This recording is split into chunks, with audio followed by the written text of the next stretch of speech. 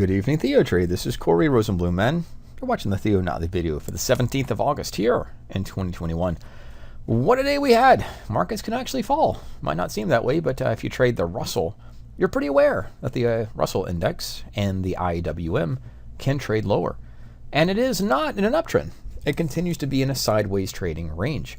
And those key reference levels to the upside would be about 2300, 2325, and ultimately 2350. And the downside is about 2100 to 2150. And we did have our Russell Index, and I don't have the levels as drawn in the IWM, but nonetheless, those are the pivot points for it if you're trading in the Russell. And that's about 210 to about 330 or 230 or 235. That was the weakest index in today's session. All indexes or indices fell today roughly 1%, but they were down larger than the end of day report shows us. For example, the S&P, all it did as we continue the uptrend is pull back to the 20-day moving average, the 4411, which was today's session low, and that occurred into a couple of key pivot points, and that includes the 20-day moving average and the lower value area extreme on the 30-minute volume profile. That also was, as Don highlighted in today's session, the S&P 500 or the SPX hand-drawn expected move low. So all those things converged at that 4411, and on the intraday chart, that actually was our session low at 44.11. So we celebrate that level, but the market did rotate and rally up away from it, which means it was not necessarily a complete down day. And the market was down, but it was quite a bit lower. We did have that midday turnaround, and that's a similar event to that which happened on August 3rd, when that was a down day, hit the 20-day moving average, came back up, and a little bit to an extent on July 8th, and a few other examples which we'll throw in there, July 19, and other components. In the NASDAQ, that was a little weaker, and it's not quite making those highs or even near those highs. In the NASDAQ and the Qs, we're actually threatening to break under that 20-day moving average, turn the market lower, and fall toward 14,700. And that key level to watch going forward, Wednesday, Thursday, Friday, is going to be 15,000. It's a simple number, but it's a key reference point that we all will be watching very closely, whether or not we trade the NASDAQ futures. So main principle or main sort of concept as we go through, and we'll update that chart. We'll look actually at the Dow Mini Futures, and that's similarly to the S&P, traded down from the high, which was made yesterday, down to its 20-day moving average, and that key level is about 35,000. Outside the equity market, we have crude that continues to weaken. That's crude oil, which is down underneath those lows. And if we put those on a similar comparison, I want to show you this. To look at the S&P on the right, and we'll get that profile off the chart just to get us into the same comparison.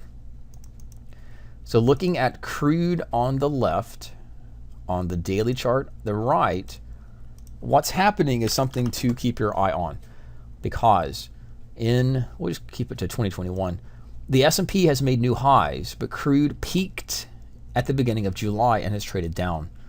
That is a similar type of logic to the Treasury yields, which is T and X. Now, Treasury yields and the stock market and crude oil tend to trade similarly, or at least a positive correlation, keeping in mind that stocks have peaked just yesterday. Crude peaked roughly at the beginning of July, and bonds, the yield at least, peaked into March. So these are things to continue watching as the equity market continues to advance new highs on reduced volume and internals and other components that we saw last week, which makes this little pullback completely expected. And we can compare sector performance. We'll actually take a look within the market, and we do that with the heat map, and that just tells us where leadership is rotating. This is the NASDAQ 100. It was Moderna. That was the strongest stock in the NASDAQ today. Everything else, the monsters of tech, Facebook, Tesla, Amazon, Google, Microsoft, and Apple, were all weak. In the S&P 100, we saw a similar structure, except that the strong sectors were down here, which is healthcare. So it was not quite a rout or not quite a full sell side panic in the market. You still had little pockets of strength that held the S&P to a slight less than 1% decline.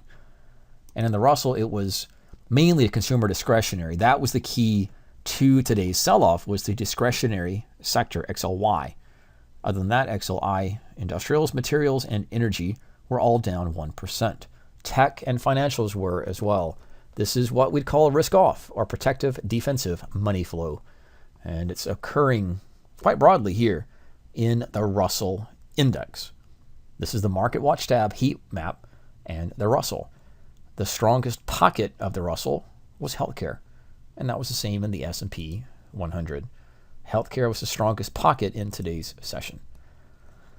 Beyond that, we have Jackson Hole, which is the Federal Reserve meeting. We had Chair Powell make comments today, and so the eyes will be on the sectors or on the financials or how the bond market particularly and how that trades into his or the Fed's general statements. Now, in tomorrow's session, before we look at stocks making new highs, today we had Home Depot, just in terms of quickly in the middle of the video talking about earnings, Home Depot and Walmart. Let's pull those up on the daily chart. We'll go back over here and just look at those two stocks on the daily and hourly. So Home Depot did have earnings. It was down 4% today. Weakest sector, of course, XLY, which Home Depot is included. That is discretionary, consumer discretionary, and that was down 2% today. Other than that, Walmart is flat. And coming up for tomorrow's session, and that's going to be taking place on Wednesday, we have Target. Target was down today, which makes sense after a pullback from the high, and Lowe's. So these stocks are in focus, and they are already trading lower. In fact, I believe that the weakest stock in today's session was actually Lowe's. That was followed by General Motors and then Home Depot, Ford, Boeing. There's Tesla, which weighted down the NASDAQ, and of course Target. So just know that these stocks are reporting earnings, and after the bell tomorrow, we're going to have Cisco, which is right here, coming off the highs, and NVIDIA, which has been a good boosted stock, which had a split not too long ago. Now back to the stocks making the highs. Apple, we sort these by market cap. And Apple was the number one stock in today's session that made new highs. These are new all-time highs.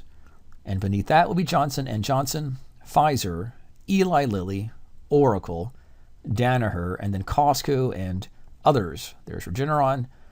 There is Intuitive Surgical and some other names that can be in the healthcare sector. And we'll just take a look before we conclude at some of those.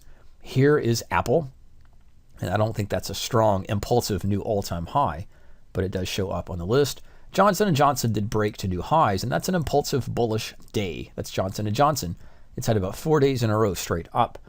Pfizer, right behind it, is similarly having strength and trading higher. And that's an impulsive bullish session on high volume. That's Pfizer. And then Eli Lilly. These are the names that boosted up today's session. Similarly strong. Oracle's not a healthcare name. And we'll just look at Costco, which has been relentless to the upside as a consumer discretionary stock. And others might include Regeneron, just to name a couple, which was strong too. So we do again have Jackson Hole. We have major retail names reporting earnings today, tomorrow, and the rest of the week. And it's some technology names, including Cisco and NVIDIA. Please keep watch on your charts. Watch these highs. Keep your positions guarded and hedged. Trade very short term, and always be careful and safe. This is Corey Rosenblum with tonight's Theo video update for August 17, 2021.